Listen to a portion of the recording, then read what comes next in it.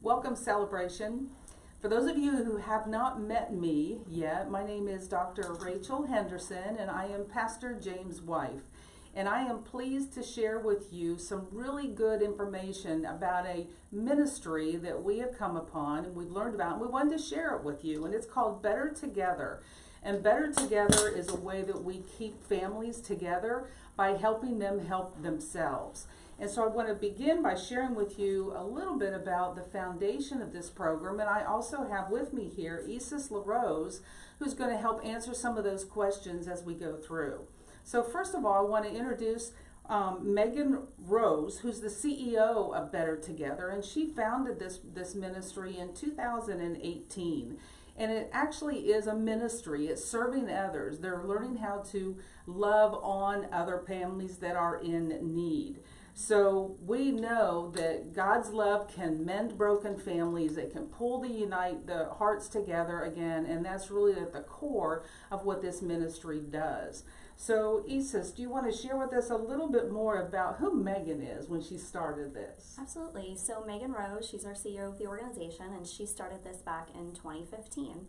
So her background's in the foster care system, and she saw day in and day out what the system did for these families and how these families just really needed the gift of time to really navigate their crisis or their situation in order to get back on their feet. And she saw so many times where families just had a little bit of time to work on their situations that foster care could have been avoided. She also has a personal family experience where her family went through hardship and a church came around them and supported them. And because of that church, their family became whole again in the end. And so out of a heart for helping families in the community, she developed the program back in 2015 of Better Together. Awesome. Well, you came about around 2018, and you joined the ministry as well. Mm-hmm. And you've been actively involved in this ministry. And I just learned recently that you've been asked to step into a more expansive role, which is the VP of Strategic Partnership and Marketing Development, mm-hmm. which is like, wow, that's a massive title to have. But I know that learning from the things that you've been involved in, that's an excellent place for you. Mm-hmm. And in 2020, when you were the executive director of Better Families, mm-hmm. You were able to get actively involved because you had this passion that was ignited in you about 2017. And share with us a little bit about that when you were a host family and how that happened. Yeah, absolutely. So as you mentioned, I started with the organization back in 2017 as a volunteer host family. I originally wanted to be a foster family, and my husband vetoed that idea. He said, we have 2 young kids, just the scary parts of going to court, the unknowns of the system and serving families in that way. And so I kept searching for something that we can do as an entire family, and I came across Better Together, and I thought it was a happy medium. It was short term, there was no court involvement, it was keeping families together and allowing us the opportunity to build relationships with those families. And so about 3 weeks later, we were a volunteer host family, and since then we've hosted 21 kids in our home over the last 5 years. And about 7 months into that journey, a job opportunity came up with the organization, and I just felt called to do more with that organization. My background's actually in the medical field, but I did a complete 180 with my career because I wanted to do more. I wanted to make more of an impact in the community, and I thought Better Together was the perfect platform to be able to do that with.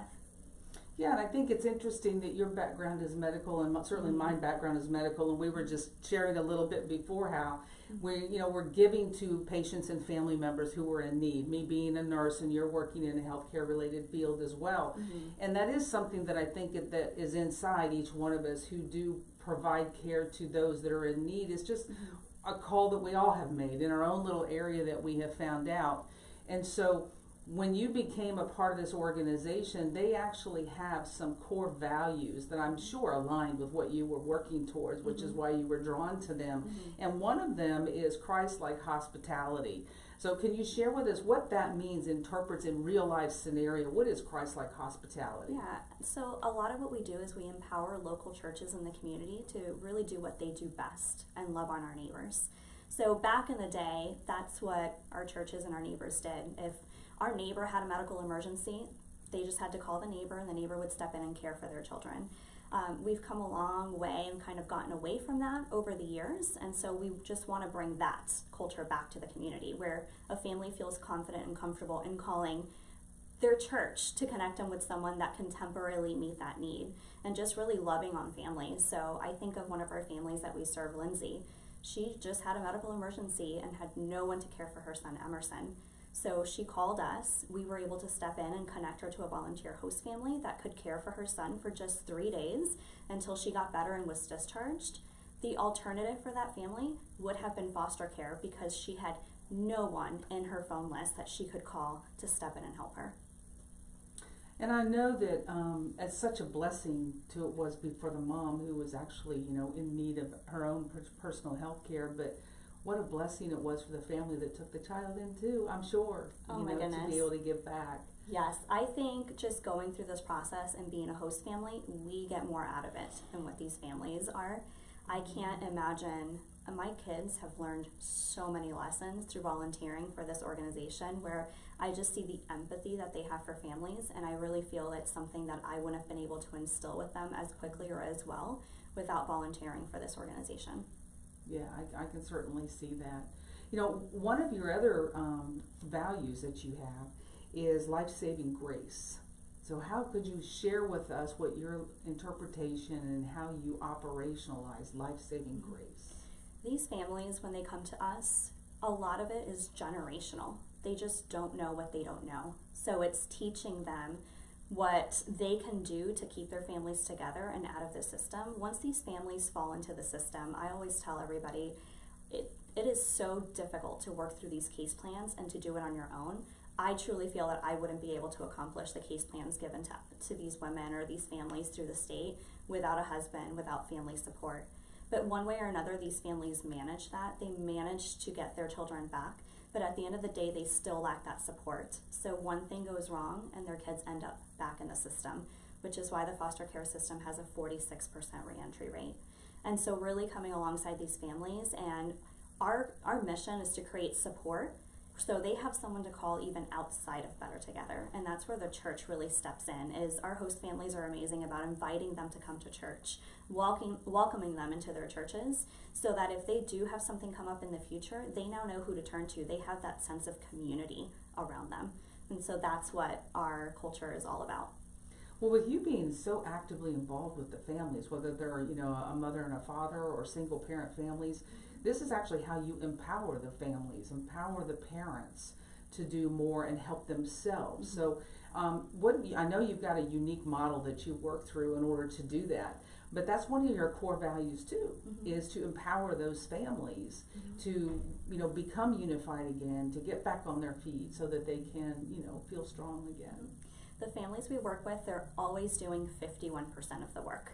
So we're here to guide them, to support them, to steer them in the right direction, to teach them what they don't know, but really ensuring that they are the ones that are doing the work to get back on their feet.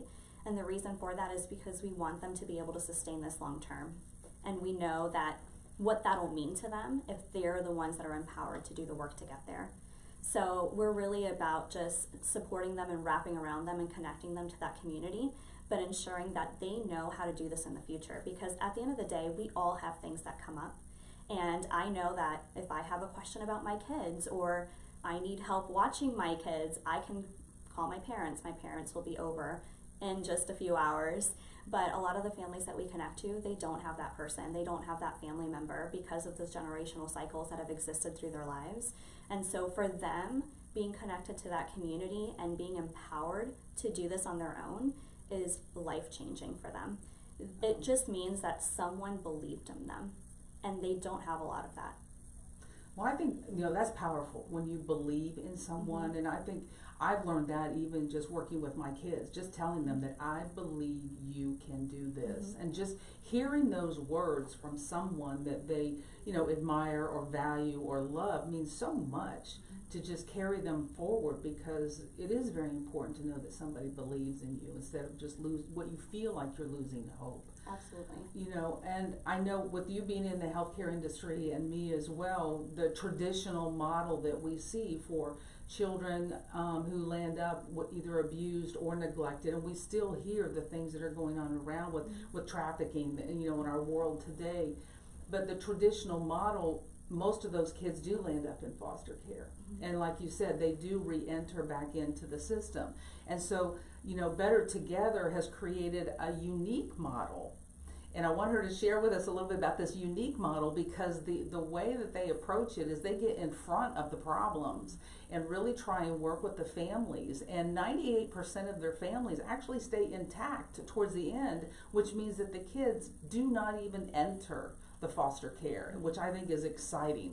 So share with us a little bit about your unique model that Better Together has. So we see it as a river. 60% of the families that are in foster care today are there because of neglect or abuse. Neglect is preventable if the families just had some support. So we think of it as this river. So when parents are stepping in or they're following in at the beginning of the river, our goal is to pull them out and connect them to preventative services that can keep them from going too far down that river and needing the foster care system. So we have volunteer host families that are able to welcome children into their home short term while families work to navigate that crisis or their situation. And the great part about this is they're not doing it on their own. We also have mentors that will come alongside them and help guide them, connect them to community resources, sometimes just be a listening ear while they're working through their situation. And we have people that are surrounding them that are cheering them on along the way. That host family is cheering them on. Our church partner that host family attends is cheering them on. They have this support and this sense of upliftingness that they're going through in order to accomplish that goal. And it's really amazing to see them at the other end where and I look at families and I think of some of the families that we've served, and they've come to us so broken, and you can see that in their face. Towards the end, when we're reuniting their kids with them, you can see a change in their demeanor and even in the way they look. They're just so motivated to keep going and to do better for their families. And that's really what we're about. We're about just empowering these families to get back on their feet and do what they need to do to keep their families and their kids together. And a lot of times, again, they just need that support. They need that gift of time. And I think one of the things I just pulled from that, listening to you share, is one key thing that I heard was it started with someone listening. And I think that is so important, even in today's world, whether it be with Better Together or just a friend or even in your workplace, that taking the time to listen is a ministry to others that might be in need. And look at where it has come. It's taken that family all the way down, who stopped them going all the way down the river and maybe over the waterfall, you know, to where they are now and reuniting with their children, just because maybe someone took the time to just listen. And we hear that time and time again from the parents and the families that we're serving is, thank you for listening. Thank you for hearing me, and thank you for being a support. That's really, at the end of the day, they know what they need to do. They know what goals they need to accomplish. They just don't know where to start. And so that's where we come in, and our volunteers come in, and our church partners come in to teach them where to get started. Yeah, and that's actually the next thing I was going to ask you about, is you kept mentioning, you know, the churches. Well, I know that you do partner with churches and you partner with other corporations. You know, and some of the ways that you help them see how you can help us better together is either through volunteers, which you've mentioned, either through donations of time or skill that they have to donate, or monetary compensation that they can actually donate. How do you get them involved? How do they learn about Better Together? Or do you, because now I guess you're over marketing and development, you probably go out and talk to them. We do. So yes, that's a big part of my job, is just to create awareness in the community. And I always say, the more people that know about our programs and our services, the more families we can keep together. Because if that family shows up at the hospital, for example, and that nurse is not aware of our program, hopefully the person that they call in does know about our programs and can help them get connected. But the backbone of what we do is our church partnerships. We can't do what we do without our churches. And so our churches will support us by allowing us to come and share, like I'm doing today, which I'm super, super excited about this opportunity. So getting everyone, there's a way that everyone can serve. So not everyone's open to taking children into their home, and that's okay. But maybe you have the ability to mentor a parent or a single dad that just needs a support, needs a listening ear, needs help getting connected, needs help putting those goals on paper and coming up with a success map on how to accomplish that with some support. Maybe you can bring a meal to a family that's hosting kids in their home. Hosting kids in your home is not always unicorns and rainbows. It's hard to incorporate an additional child into your home, an additional stop in the mornings to a different school or daycare, or just an additional kid to put to sleep and give a bath at night. But we do it out of the love for the families in the community and knowing that it is short term, and our goal is to reunite those kids with those families. So like I said before, I definitely, my family gets more out of it than what the families we serve do, without a doubt. But maybe you can't do any of those things. Maybe you can provide resources to the families that are hosting within your church. Diapers, formula, wipes. Our host families are not paid, they're volunteers. And the reason for that is because we know that families that are volunteering through our program, they really just want to help bridge that gap. They want to meet that need. There's no secondary ulterior motive to step in, and that goes a long way for the families that we're serving. They trust us because they know that these families are stepping in out of the generosity of their heart to meet that need. So there's the volunteer host families, there's mentors, there's support and resource volunteers, and then we always have someone from the church that's called the ministry coordinator. And the ministry coordinators are our first call. We want to let you know, hey, the Bonnell family in this area has taken in a child and they're hosting for this amount of time. They need prayers, they need support as well. They're opening up their home to care for these kids. And so we want to make sure that the church is supporting and surrounding them with the love that they need as well. And as you mentioned, we're 100% privately funded. So we don't take any government funding whatsoever. And the main reason for that is because we want these families in the community to trust us and know that our goal is to keep their families together. And so financial support is a big part of what our organization needs as well. Yeah, and I think that, you know, having a faith-based coordinator is key when you're working with organizations that are faith-based themselves. So, you know, if you have the church or a community or another avenue, then having that faith-based coordinator is going to help. And they would work directly with you or someone that you delegate to coordinate and create some of these opportunities for them. Exactly. And another part, not only with Better Families, but we have Better Jobs. And I was just like so excited when I read about the Better Jobs part of it. I was like, oh, I can't wait to talk with you. Because we see that, you know, when most of us have a job, but if you've ever been through a hard time where you have not lost your employment, or you lost your job, or you don't have the skills necessary to get a job that will support your family, or there's other, you know, issues like illness, medical illness that doesn't allow you to continue on in your job. Well, it's recognized through Better Together that they've been working with that 76% of their families actually come to them because they've had some financial hardships. And that's where they discovered that there's really a need for this. And how can we help them do that is by putting an opportunity in place where they can secure a job, again, for themselves. They have to do quite a bit of the work for this. And some of the things that I see is they have a jobs fair, which is unlike any jobs fair that we've probably been to. But they do a lot of support involved in that with preparing the candidates, if you will, who are looking for a job, the job seeker. So I want you to share with them all the things that you do, from the interviewing to the dress and, you know, the support and mentoring that goes along with helping them get that job so that they can restore the dignity that, you know, they once had and feel better about themselves. Absolutely. So as you mentioned, 76% of the families that we serve through our Better Families program come to us because they've had those financial hardships. They've lost their jobs, in turn they lost their homes, and things kind of spiraled from there. So in an effort to be even more preventative, we developed that Better Jobs program back in 2016, and we equip the local churches in the community to host job fairs within their churches. And why churches? The majority of the people that we serve have never stepped foot in a church before. So it gives the church an opportunity to connect with those families and invite them to attend church. So 76% of those families just need an opportunity. They need a job in order to better sustain their life and move forward with having a healthy family. So we know that having a job, it gives them back their dignity. It prevents divorce rates are lower, mental health, addiction.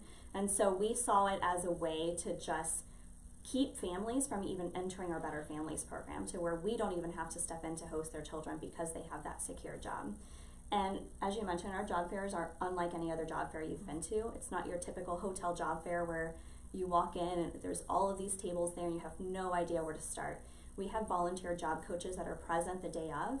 They talk to every single job seeker that walks in through that door regarding their experience, what they're willing to work in, what they're wanting, where they're wanting to go. Do they want a better job? Do they want a job that can go along with the skills that they've gone to school for even? So our job fair really brings on a variety of different people in the community.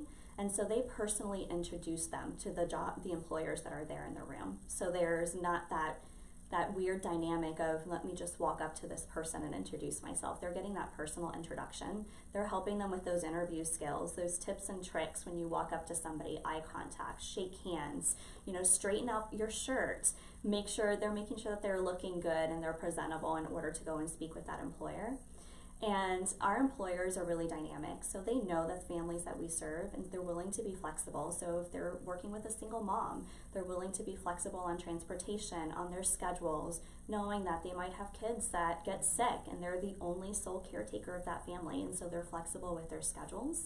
But my favorite part of our job fairs is we have what's called an opportunity bell. So anytime anyone in the room either gets hired on the spot, they're interviewed on the spot, or they schedule an interview, they can go and ring that bell and everyone in the room knows to clap and celebrate that opportunity with them. So it's really amazing to see the culture of hope and celebration that's created in the room. And 2/3 out of those job seekers that attend our job fairs get hired within a 6-week period. So it's really amazing to know that over 34,000 people we've helped get connected to employment opportunities through the church and through the job fairs that they're hosting. I just think that's really impressive. I mean, 34,000 people you have helped secure an employment, which made a huge difference, I'm certain, in their life. And so Absolutely. What an impact, your ministry has, and not only keeping families together, but sustaining them, giving them opportunities to sustain themselves. Mm-hmm. And I just know how important it is. I mean, dealing with children, and you have young children who are going to be looking for jobs, mm-hmm. that they are nervous going out looking for a job when they have skills and they've got the support that they need. And yet, if you don't have that, how much more difficult that would be without having the support that you offer. And in such a gracious way, which we kind of started with in the very beginning, is how that grace is going to actually help mm-hmm. them, move forward in their life. Mm-hmm. So, with the kind of individuals you're working with, the families you're working with, is there a qualification that they have to go through for you to be able to go and reach out to them? Or is it just someone that's in need? Who's your demographic? Who do you talk to? So we help anyone and everyone, no matter their background or their current situation. The majority of the families we serve are single moms, but we serve married couples, single dads even. Currently we're serving a single dad with a 4-year-old little girl, and he's 21 years old. So you can imagine a 21-year-old single dad raising a little girl on his own with no family support. And so it's really amazing to see even how far this dad has come in just a few weeks that we've been connected to him. But I even think about my own family. So when we moved here to Southwest Florida, we moved here for my husband's job, and we had 0 family support in this area. So I can just think about a young married couple. We were newly married when we moved here. We had a brand new baby, a year old. And I put myself in these families' shoes. It could easily be one of us. So if God forbid, we got into a car accident, I would have needed Better Together and their support. My family lives 3 hours away. They would have needed time to get here into this area. And we actually had this happen with one of our families in the past. She moved down. She came here with her 4 kids. They were here 1 week, and they got into a car accident.